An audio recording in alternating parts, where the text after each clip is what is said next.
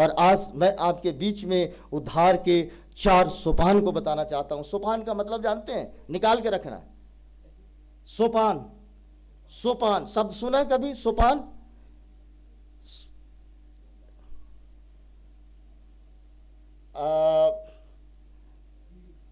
ठीक है, हाँ।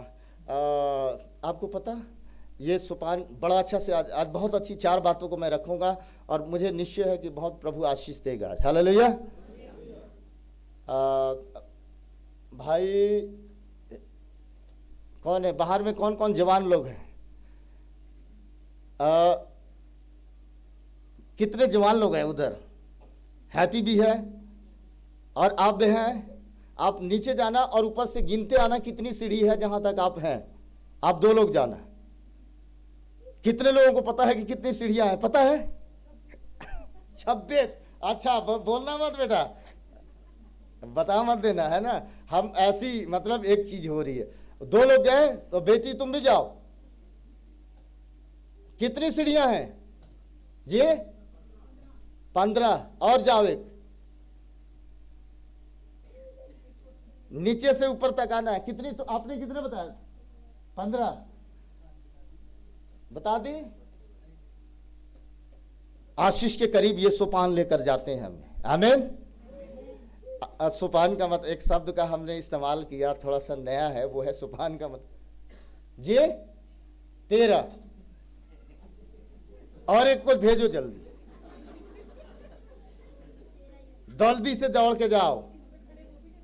मैं सोचता हूं कि आप जाइए मिस्टर प्रसाद, आप गिन के आइए और 1-2 को और ले जाइए। एक ने बोला 13, एक ने बोला 15। अब सही गिनती गिनना है, फिर हम लोग आगे चले जाएंगे। 17 कितना है सामान? 17। अरे बढ़िया से गिनती गिनना है। और नहीं होगा तो कोई मिस्त्री है तो उसको भेजेंगे, राज मिस्त्री है कोई है? पूरन भाई जाइए, आप जाइए, आप जाओ। आपसे अच्छा कोई नहीं गिनेगा। जाओ जाओ जाओ, आप जाओ। वो भी मिस्त्री हैं तो आप 1-2 मिस्त्री हो जाएंगे तो पक्की बात हो जाएगी। जाइए जल्दी। कितना? 15। एक लास्ट एंड फाइनल, आप जाओ। लास्ट एंड फाइनल सही से गिनना, डाउट मत डालना। ये सोपान का ये इसलिए मैं बता रहा हूं कि देखो ये जो उधर नहीं गिना यार, जिससे हम चल के आते हैं, उधर वाली नहीं गिनना है। सोपान का मतलब सीढ़ी होता है जो हमें लक्ष्य तक पहुंचा देता है। ठीक है, ये सीढ़ियां हैं जिसकी मदद से हम चढ़कर प्रभु के घर में आए, प्रभु की आराधना करने के लिए आए, प्रभु की है ना वचन को सुनेंगे और हम छुटकारा भी। कितने? 15 है ना। मतलब 15 सीढ़ियां मिलकर हमें प्रभु के घर तक पहुंचाती है। हालेलुया। कितनी सीढ़ियां? मेरे को भी याद नहीं था, मैंने 2 बार गिना।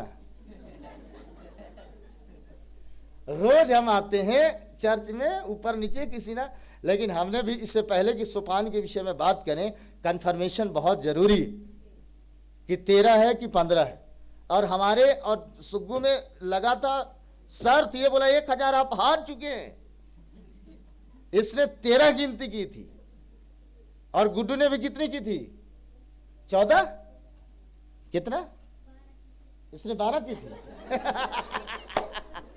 लेकिन है 15। ठीक है, फिर से एक बार गिन लेना। ठीक है, ये वो कदम है, ये वो सीढ़ियां हैं जो हमें प्रभु के घर तक, हमारे गंतव्य तक, लक्ष्य तक पहुंचाती है कि हम प्रभु के मंदिर में आकर उसके नाम की आराधना और उसके नाम की क्या करें? स्तुति करें। ठीक है, सुने ना। पहला वचन हमने खत्म किया, लेकिन दूसरे वचन पर मैंने प्रचार करना। दूसरा पढ़ दीजिए। किस में चलना है? झुंझलाहट में नहीं चलना है। कैसे चलना? प्रेम में चलेंगे तो अच्छा है, गुस्सा में चलेंगे तो गड़बड़ हो जाएगा। गुस्सा में जब जब मैं खाना बनाता हूं वो गुस्सा उसमें चला जाता है। सच में बेस्वादी सब्जी बन जाएगी, लेकिन प्रेम से बनाएंगे तो बहुत स्वादिष्ट बनेगा। कह रहा है कि किसमें चलना पंडित जी? किसमें? कहता है कि प्रेम में चलो। कहता है कि जैसे मसीह ने तुमसे प्रेम किया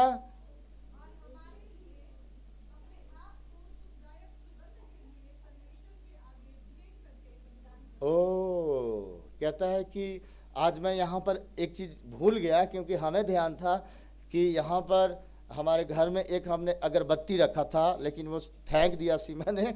नहीं तो आज उसकी सुगंध जरूर मैं आपको उससे आगवत करता, परिचय कराता। सुगंध समझ रहे हैं ना? अच्छी खुशबू, परफ्यूम का हम सब लोग इस्तेमाल करते हैं, है ना? और इसलिए हम इस्तेमाल करते हैं उसको, ताकि हमारा पसीना हमारे शरीर की बदबू क्या ना करे। कुछ माउथ फ्रेश भी रखते हैं, मुंह का भी होता है कि जब आप बोलेंगे तो खुशबू आएगी, ठीक है? और हम हमेशा रखते हैं, क्योंकि जब बातचीत करना पड़ता है, इलायची, ये सब चीज़ें, ठीक है? जो लोग ज़्यादा बात करते हैं लोगों से मिलते हैं। कहता है कि मसीह ने अपने जीवन को क्या कर दिया? सुगंध के रूप में अपने आप को बलिदान कर दिया। किसके लिए? हमारे लिए, आपके लिए, ठीक है? तो आज मैं आपके सामने जो आपको आशीष के करीब ले जाएगी वो 4 उद्धार के सोपान हैं, वो 4 बातें, वो 4 सीढ़ियां जो आपको आशीष तक लेकर जाएगी। हालेलुया। लेकिन अनुकरण किसका करना है आपने? किसका? परमेश्वर पिता का अनुकरण करना, और फिर देखना प्रभु के जलाल और प्रभु की महिमा और प्रभु की बड़ाई, ठीक है? सो इसको हम लोग शुरू करते हैं, ठीक है ना? और शुरुआत करते हैं, और देखिए रोमियो की पत्री 4 वो कदम, 4 वो सीढ़ियां जो हमें परमेश्वर के पास लाती है। ये 4 उद्धार की सच्चाइयां जो हमारे जीवन को बड़े आशीषों से भर देती हैं। 3 और उसका 23 वचन को पढ़िए। 3 का 23। इसलिए कि सबने क्या किया है? क्या यहां कोई ऐसा शख्स है जिसने कभी पाप ना किया हो? है कोई? है यहां कोई इतना धर्मात्मा है यहां जो कह सके कि हमने कभी अपने जीवन में गलती नहीं की है? कोई भी नहीं बोल सकता, कोई ये दावा नहीं कर सकता। और परमेश्वर के वचन में लिखा है, ये हम आज देख रहे हैं, उद्धार के 4 सोपान जो हमें आशीषों से भर देती है। कहता है कि सबने क्या किया है भाई? और परमेश्वर की महिमा से रहित का मतलब क्या है जी? परमेश्वर से अनजान। बोलिए बोलिए, बहुत अच्छा है। एक परमेश्वर से अनजान, परमेश्वर से वंचित, और परमेश्वर से दूर, और परमेश्वर के बिना। इस बात को हमें क्या करना पड़ेगा?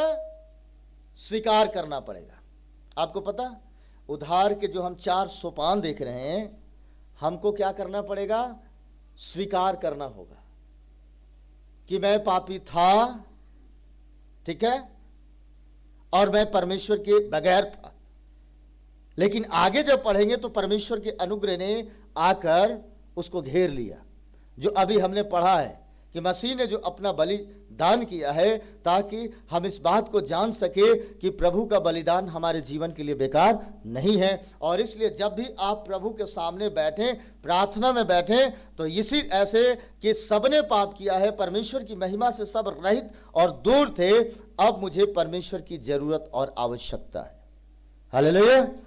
कई एक बार इस बात पर बहस हो जाती है कि भैया हमने गलती किया नहीं, होता नहीं है क्या? कई एक बार इस बात को हम मुद्दा बनाते हैं, बहस होता है कि हमने कोई पाप नहीं किया, हमने कोई गलती नहीं किया, लेकिन वो होता है गुनहगार। हालेलुया। ये सबसे छोटा बच्चा अभी ये है, और इससे भी कोई छोटा है। इसके माता पिता कभी इसको सिखाएंगे कि गुनाह करना जीवन में, झूठ बोलना जीवन में सिखाएंगे क्या? क्या सिमोन कभी सिखाएगा? क्या मिन्नी कभी सिखाओगे अपने बच्चे को? नहीं, क्योंकि लहू के द्वारा वो पाप कहां तक पहुंचता है? हम लोगों के जीवन तक पहुंचता है। और इसलिए मेरे अजीजों, ये कि उद्धार का सबसे पहला सोपान होता है कि अगर मैं प्रभु से बड़ी आशीष पाना चाहता हूं, मैं प्रभु से बड़ा छुटकारा चाहता हूं, तो हमें क्या करना पड़ेगा? प्रभु के सामने स्वीकार करना पड़ेगा, प्रभु मैं क्या हूं? मैं गुनहगार हूं। और आज है ना, आज क्या करता है शैतान? हमारे मनों को क्या कर देता है? बंद कर देता है ना, कि हम क्या ना कर सके, स्वीकार ना कर सके प्रभु के सामने। जब हम प्रार्थना में जाएं, शुरुआत वहीं से हो जाती है जैसी हमारी जिंदगी है। बाइबल में लिखा है चैन, सुख और शांति, ये सब कुछ क्या कर लेता है? ये छीन लेता है ये शैतान। पाप हमारे अंदर में एक छोटा सा डालेगा और जीवन के सारे सुख और है ना, सारे सुख और शांति को क्या कर देता है? छीन लेता है। भजन 51 निकालो चंद्रेश सिस्टर, 1 से लेकर के, और आपने पढ़ना है 17 वचन तक, 1 से लेकर 50। देखो ये है स्वीकार करना। राजा है लेकिन परमेश्वर के सामने क्या कर रहा है? स्वीकार कर रहा है। और ये जरूरी है कि जब आप प्रभु के सामने जाएं तो प्रभु के सामने क्या कहें? प्रभु हम आशीष पाने आए हैं, हम प्रभु उस कदम को लेकर आए हैं जो आप तक पहुंचाती है, और वो है कि हम पापी हैं, हमने पाप किए हैं। ना जाने कितने पाप हो जाते हैं, होते नहीं है? कई एक बार बड़ बोल जाते हैं, अपनी अपनी अपने हैसियत से ज्यादा बात करते हैं। कई एक बार हमारी आंखें धोखा देने लगती है। कई एक बार हमारा सबसे ज्यादा ये दिल जो है ना, धोखेबाज है, ये धोखा देने लगता है, और ये हमें हमेशा पापी बनाने का प्रयत्न और कोशिश करता है। क्या लिखा है? पढ़िए खड़े होकर के, बड़ा सुंदर वचन है 51 को 1 से लेकर 17 वचन तक पढ़िए। क्या लिखा है जी?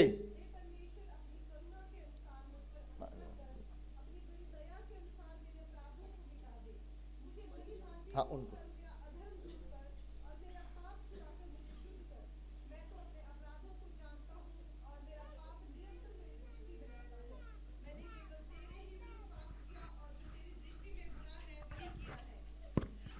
ताकि तू बोलने में धर्मी और न्याय करने में निष्कलंक ठहरे। देख, मैं अधर्म के साथ उत्पन्न हुआ और पाप के साथ अपनी माता के गर्भ में पड़ा। देख, तू हृदय की सच्चाई से प्रसन्न होता है और मेरे मन ही में ज्ञान सिखाएगा। जुफा से मुझे शुद्ध कर तो मैं पवित्र हो जाऊंगा। मुझे धो और मैं हिम से भी अधिक श्वेत बनूंगा। मुझे हर्ष और आनंद की बातें सुना, जिससे जो हड्डियां तूने तोड़ डाली हैं वे मग्न हो जाएं। अपना मुख मेरे पापों की ओर से फेर ले और मेरे सारे अधर्म के कामों को मिटा डाल। हे परमेश्वर, मेरे अंदर शुद्ध मन उत्पन्न कर और मेरे भीतर स्थिर आत्मा नए सिरे से उत्पन्न कर। मुझे अपने सामने से निकाल न दे और अपने पवित्र आत्मा को मुझसे अलग न कर। अपने किए हुए उद्धार का हर्ष मुझे फिर से दे और उदार आत्मा देकर मुझे संभाल। तब मैं अपराधियों को तेरा मार्ग सिखाऊंगा और पापी तेरी ओर फिरेंगे। विश्वास करना, ये दूसरा कदम है आशीष पाने की। और किसके ऊपर विश्वास करना? प्रभु परमेश्वर के ऊपर, परमेश्वर के वचन के ऊपर में। कहता है कि वो दंड की आज्ञा देता है क्या? कभी किसी को दंड दिया? लिखा है कि प्रभु व्यवस्था में लिखा है कि हम ऐसे लोगों को दंड दे, लेकिन प्रभु ने बोला कि ठीक है, दंड देना चाहते हो है ना, तो रुक जाओ। और लिखा है कुछ भूमि पर उसने लिखा और सब चले गए। प्रभु ने पूछा, ठीक है ना, उसने बोला क्या किसी ने तुझे दंड नहीं दिया? उसने नहीं बोला, मैं भी तुझे दंड। कहता है परमेश्वर के ऊपर विश्वास करना, सब चीजों से बढ़कर। सब बातों पर विश्वास मत कर लेना।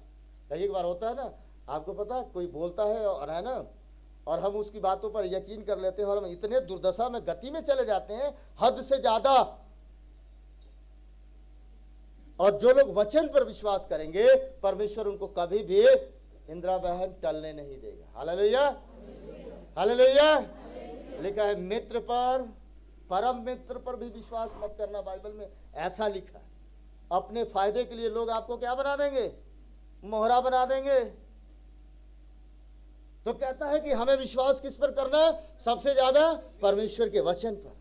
और आज आदमी अपने फायदे के लिए ना जाने क्या क्या युक्तियां बनाता फिरता है। कोई आता है कि मैं बड़ा दुर्बल हूं, मैं बड़ा कमजोर, मैं बड़ा बीमार हूं, और दूसरा और तीसरा आदमी उसको क्या बनाने लगता है? उसको अपना आहेर बना लेता है। तो कहता है विश्वास करना किसके ऊपर? परमेश्वर के वचन के ऊपर में। अनंत जीवन उसका है। इब्रानियों की पत्री और उसका 11 अध्याय और उसके 6 वचन को जब हम पढ़ते हैं, एक बड़ा सुंदर वचन है, इसको पढ़ दीजिए कोई भी। इब्रानियों की पत्री 11 का 6 वचन। क्या लिखा? और विश्वास के बगैर देखो, अगर कोई भी आदमी यहां पर है, विश्वास के बगैर प्रभु को आप कभी भी प्रसन्न नहीं कर सकते। कर सकते हैं? विश्वास का होना जरूरी है। आप कितना भी दुआ करा लो, कहीं भी करा लो, अगर आपके पास विश्वास नहीं, आज चंगाई मिलेगी, कल फिर बीमार हो जाएंगे। सच्चाई है कि नहीं? लेकिन जो लोग परमेश्वर पर विश्वास करते हैं, क्या लिखा है बहन? अगर चाहते हैं कि मैं प्रभु को खुश कर दूं, तो मुझे क्या करना पड़ेगा? विश्वास के लिए पैसा खर्च करना है? नहीं तो करना है? कुछ नहीं करना है, सिर्फ क्या करना है? विश्वास। आपने सिर्फ विश्वास करना है, विश्वास के बगैर उससे प्रसन्न करना। और आगे क्या लिखा है? देखो, आप जितने भी आई हैं ना, यहां पर आए हैं ना, एक बार मेरी तरफ देखो। अगर आपको चंगाई चाहिए, अगर आपको छुटकारा चाहिए, तो क्या करना होगा? परमेश्वर के पास आने वाले को विश्वास करना होता है कि वो, अब उसमें संदेह और डाउट नहीं होना चाहिए। संदेह और डाउट कौन लेके आएगा? कौन लेके आएगा? कहता है प्रभु के पास अगर आप आ गए हैं तो विश्वास कर लेना मिस्टर प्रसाद की वो यहीं पर है। और अगर आपका विश्वास इतना बड़ा हो गया, फटाक से चंगाई मिल जाएगी। हालेलुया!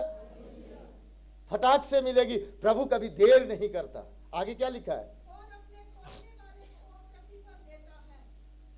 क्या देता है? आप रोते हुए अगर आए हैं ना, आनंद का पटुआ बांध देगा आपकी कमर में। कूदते रहो, नाचते रहो, गाते रहो, भजन करते रहो। हालेलुया! विलाप को आनंद में बदलने वाला परमेश्वर में कोई कमी नहीं, कमी हम में होती है। हालेलुया!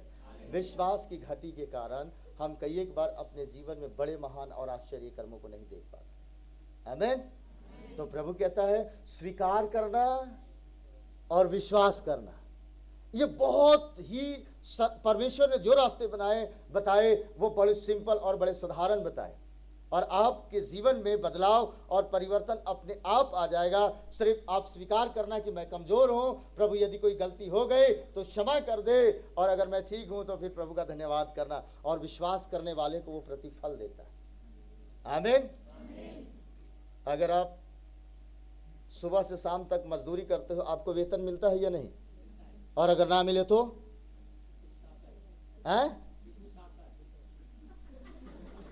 गुस्सा आता है।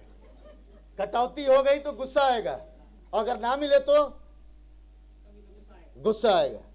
तो फिर क्यों हम इस बात के लिए ये हो जाते हैं, अस्वस्थ हो जाते हैं? कोई बात नहीं, प्रभु से मांगना है, जब तक तू मुझे आशीष नहीं देगा मैं तुझे छोड़ने वाला नहीं हूं। मेरे को चंगाई पाने में कौन सी बात है? प्रभु क्यों नहीं दे रहा तू? मेरे विश्वास पर खा जाएगा। प्रभु हमारे विश्वास को देख करके उसने बोला तुम्हारा विश्वास राई के दाने के बराबर भी होगा, तुम्हें प्रतिफल मिलेगा। तो हमें प्रभु से कहना चाहिए, प्रभु हमें विश्वास का वरदान दो। वरदान होता है। हालेलुया! विश्वास का क्या होता है? वरदान। और प्रभु से कहना कि प्रभु तू मेरे विश्वास को बढ़ा। जब आप विश्वास करेंगे ना, अद्भुत कुछ भी हो सकता है। जो बाइबल में आप पढ़ते हैं वही हो जाएगा, फटाक फटाक हो जाएगा। पर हमें विश्वास करना होगा। ये दूसरा कदम है संतोष बहन, कि हमें क्या करना होगा? विश्वास। अनदेखी वस्तुओं का निश्चय प्रमाण है। अभी क्या है ना, हवा को हम देख नहीं पाते, महसूस तो होती है कि नहीं? हवा है ना, हम बोलते हैं बड़ी ठंडी ठंडी हवा चल रही है, हम विश्वास करते हैं कि हवा चल रही है। वैसे ही विश्वास भी है। जब हम विश्वास के साथ प्रभु के पास जब घर में बैठेंगे, जब हम प्रभु के मंदिर में बैठेंगे, हमारे लिए पंडित जी हो जाएगा। हालेलुया! ऐसा कोई भूत नहीं, ऐसा कोई प्रेत नहीं बना जो प्रभु के सामने टिक सके। टिक सकता है? उसकी धार्मिकता की किरणें उसको जलाकर राख कर देगी। और जिस दिन आप तैयार हो गए उसको लड़ने के लिए, कहता शैतान का सामना करो, वो भाग जाएगा। सामना करने के लिए योग्य हमें विश्वास की ढाल का होना बहुत जरूरी है। तो कहता है ये दूसरी बात है जो उद्धार का सोपान है। आशीष को पाने के लिए विश्वास के साथ कहाँ आना? प्रभु के पास आना, प्रभु के घर में आना। चाहे अपने घर में भी जब बैठें, विश्वास के साथ बैठना है। हालेलुया! हालेलुया। हालात बदल जाएंगे। फिर क्या लिखा है, अगर अगली बात देखते हैं, और वो है मेरे अजीजों, अगर आप मेरे साथ निकाले लूका की इंजील और उसके 18 वचन और उसके 13 वचन को पढ़ दीजिए।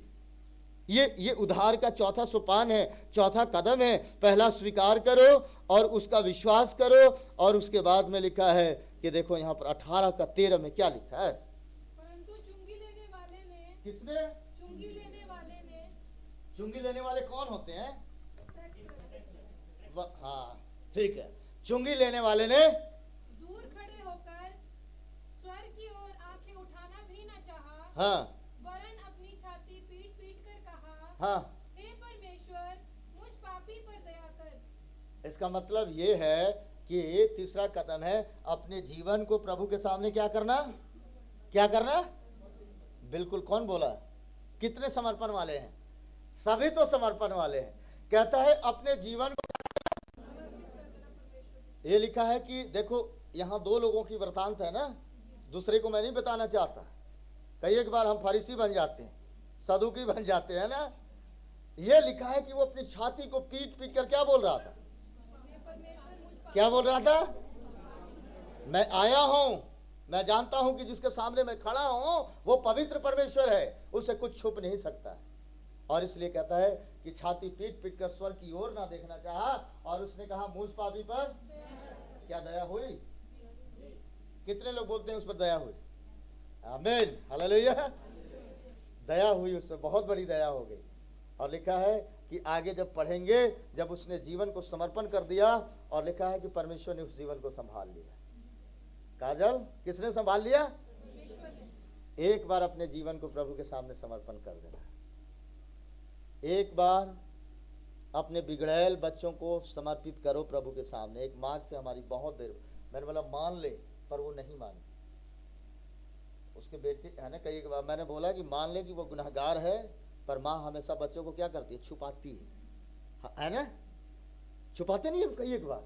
और उस माँ से मैं बात करता रहा कि मतलब उसकी गलतियों को मान, और फिर प्रार्थना करेंगे और प्रभु उसको बदलेगा, पर उसने माना ही नहीं। इतना प्यार में अंधा हो जाते हैं कि है ना। कहता है कि स्वीकार करना है, समर्पण कर देना, अपने जीवन को ले जाकर के, आप कितने भी कैसे भी हो।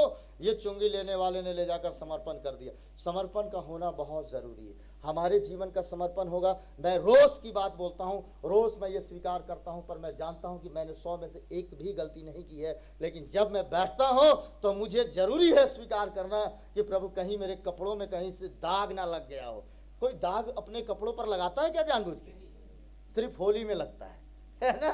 होली में हम खेलते हैं, जब होली तो एक दूसरे पर रंग फेंक देते हैं, गंदा कर देते हैं, है ना। तो शैतान क्या करता है, जब मैं घर से निकलता हूँ, जब बाहर जाता हूँ, ना जाने कहाँ से काली लगा दिया। समझ रहे मैं क्या बोल रहा हूँ? मेरे को नहीं पता, लेकिन उसने कालिक लगा दिया है, ठीक है। और उस कालिक को मिटाने के लिए हमें प्रभु के पास आना होगा, और विश्वास से फिर प्रार्थना करना, और फिर अपने जीवन को रोज समर्पित करना, ताकि परमेश्वर मेरे समर्पण को क्या करे, ग्रहण कर ले। और ये बात पौलुस ने बताया रोमियो की पत्री 1 अध्याय और उसके 12 के 24 में लिखा है। मेरे अजीजों देखिए, ये है समर्पण। आप जब भी जाना, प्रभु के पास आना, प्रभु मुझे आशीष चाहिए, मैं अपने जीवन को लाकर तेरे सन्मुख क्या कर रहा हूँ, समर्पण कर रहा हूँ। बच्चे भी कहें हालेलुया, बच्चे भी कहें मैं समर्पित हूं, प्रभु अपने जीवन को समर्पण करने के लिए आया। क्या लिखा, पढ़ दिए, एक वचन पढ़ दीजिए। और रोमियो 12 का 1-2 पढ़ दो। इसीलिए हे भाइयों, हाँ मैं तुमसे परमेश्वर की दया स्मरण दिलाकर विनती करता हूँ जी, कि अपने शरीरों को जीवित और पवित्र और कहता है कि जब प्रभु के सामने आना है, जीवित और पवित्र और परमेश्वर की को भावता हुआ बलिदान करके चढ़ाओ। हाँ यही तुम्हारी आत्मिक सेवा है जी। इस संसार के सदृश न बनो, परंतु तुम्हारे मन के नए हो जाने से तुम्हारा चाल चलन भी बदलता जाएगा, जिससे तुम परमेश्वर की भली और भावती और सिद्ध इच्छा अनुभव से मालूम करते रहो। आमीन। मतलब जब हम अपने जीवन को समर्पण करते हैं प्रभु के सामने, प्रभु हमारी बुद्धि, हमारे ज्ञान, इंद्रियों को भी क्या कर देता है। पौलुस प्रेरित पता मसीही विरोधी था कि नहीं? लिखा है उसने स्तेफनस को पथरवाह करके मरवा डाला।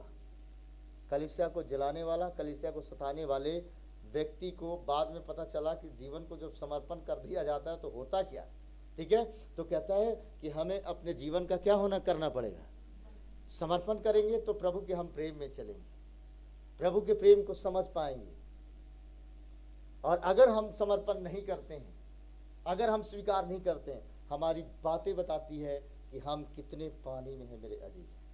हालेलुया। नहीं तो हमें तो शैतान अहंकारी बना देगा, घमंड से हम चूर हो जाएंगे, कालर खड़े करते घूमते फिरेंगे, हमसे अच्छा कोई प्रचार नहीं कर सकता, हमसे कोई अच्छा बोल नहीं सकता, हमसे अच्छा कोई है नहीं, बाकी हमें सब निकम्मे और तुच्छ दिखाई देने लगे। अरे ये क्या है, ये क्या है, ये क्या है, कुछ नहीं है। अब है ना, शैतान तो यही चाहेगा हम समर्पण ना करें।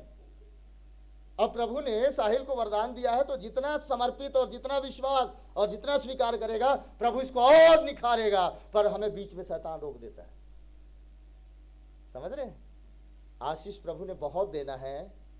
कहता है कि तुमने देखा नहीं, तुमने सुना नहीं, वो आशीष मैंने रखा है। किसके लिए? मैंने रूप सिंह जी के लिए रखा है। वो आशीष मैंने किसके लिए रखा है? वो ना मीना जी के लिए रखा है। वो आशीष मैंने अक्षय के लिए, और बीच में ही कहेगा कि बड़ी आशीष हो गई, ये कार मिल गया, घर मिल गया और अच्छी सैलरी, बस अब आगे के लिए कोई नहीं।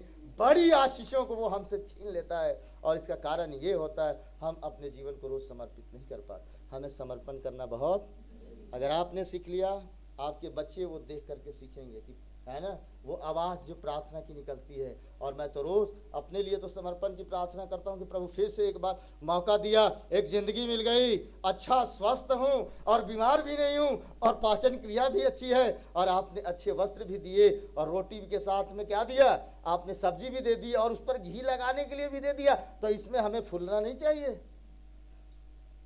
एक हमारे गाँव में रहते थे, एक याद आ गई मेरे को अभी, और वो क्या करते थे, वो खाते थे सतुआ और घी हाथ में लगा के और मूछ में लगा के निकल जाना, और कहेंगे कि वो क्या खा के आ रहे हैं डैडी, पहलवान। पहलवान बोलता, पहलवान था नहीं, लेकिन नाम के आगे उसने पहलवान लगा रखा। और जब घर से निकलेगा थोड़ा सा घी में ऐसे लेके लगा लेगा मूछ पे, और पूछेंगे क्या, तो घी का पकवान खा के आए। खाया है सतुआ, सच में खाया है सतुआ, कह रहा पकवान खा के आ रहा। एक जहां बैठता था, जिस दुकान पे बैठता था, वो हलवाई था। मतलब हमारे दोस्त का दादा बहुत चतुर हलवाई होते हैं। उसने एक दिन क्या किया कि जब मैं पूछता हूँ डड़ी पहलवान से आपने क्या खाया, तो बोला बहू ने ये पकवान वो पकवान ये। अब बैठने वाले लोग अपने आप को महसूस करते थे कि भैया हम तो बड़ी गरीब है इसके सामने। मालपुआ खा के आ रहा, कभी पुआ खा के आ रहा, कभी बुझ। ये बिहार के डिश से बहुत अच्छे जो घी में बनाए जाते हैं, और हमें क्या है, सूखी रोटी मिल रही है। एक दिन उसने क्या किया, एक मक्खी जिंदा पकड़ा और मिठाई में बंद करके खिला दी। हलवाई है ना, और जैसी मक्खी अंदर गई लगा उल्टियां मारने। समझ रहे, उल्टियां मारने लगा और खाया सतुआ था। बोला डड़ी पहलवान अब तुम आज के बाद कभी भी नहीं बड़ी बोल बोलोगे, सतुआ खा के आते हो और कहते हो ऐसा, है ना। तो प्रभु ने मुझे अगर घी लगाने के लिए दिया है ना, प्रभु का धन्यवाद करना। हालेलुया। कि हमारे घर में घी है और बढ़िया खाने के लिए प्रभु को धन्यवाद करना।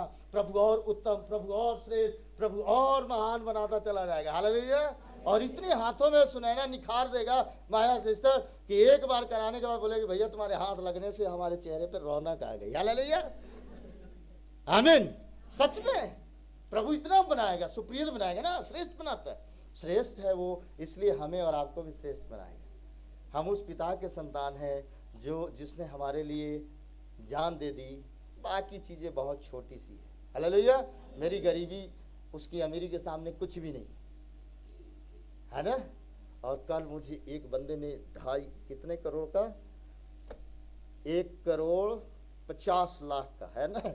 मैं देखो उसने दिया है, और पता क्या, अब हम नहीं जानते, वो हमारा मित्र है और प्यार करता है, और इन चीज़ों के ऊपर हम विश्वास नहीं करते।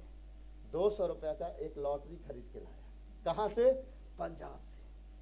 चर्च के नहीं है, कुछ ऐसे भी मित्र होते हैं जो दूर के होते हैं, और उसने बोला कि मैं आपके लिए 1.5 करोड़ का लेकर आया। मैंने बोला कि ये निकलेगा ना, आधा तेरे को दे देंगे, आधा सेवा में लगा देंगे। हालेलुया। मैंने बोला यार इतनी भलाई मेरे लिए इसके मन में कहां से जाग गई, सच में। और उसने बोला फादर इसको संभाल के रखना। मैंने बोला हो सकता है टकरा जाए तो सेवा करेंगे हम दोनों मिलके। वो प्रोफेसर हैं, है ना, ये कौन सा कॉलेज है ऊपर में, इंजीनियरिंग कॉलेज, हाँ लाल बहादुर क्या, हाँ वो उस कॉलेज में प्रोफेसर हैं वो। और तो लेके आया था नमकीन और लाया था जलेबी और लाया था कुछ और भी, और ये लॉटरी भी लिया है। हमने तो कभी सोचा भी नहीं। परमेश्वर का धन्यवाद हो। मैं बोलता हूं हमें अपने जीवन को प्रभु के सामने समर्पण करना। हालेलुया। हरविंदर भाई, हमें प्रभु के सामने समर्पण करना है। मेरा प्रभु मैं धन्यवाद, आज जिस हाल में हूं, आज फिर से मैं अपने जीवन को लेकर तेरी वेदी के पास आता हूं और मैं जीवन को समर्पण कर देता हूं। हालेलुया। उद्धार का ये तीसरा ये कदम होता है, ये सोपान है, ये खूबसूरत चीजें हैं जो हमें परमेश्वर की आशीषों के करीब लेके जाती हैं। प्रभु कहता है ना, अभी पढ़ा है ना बहन ने, लिखा है कि टूटे हुए मन को तुच्छ नहीं जानता।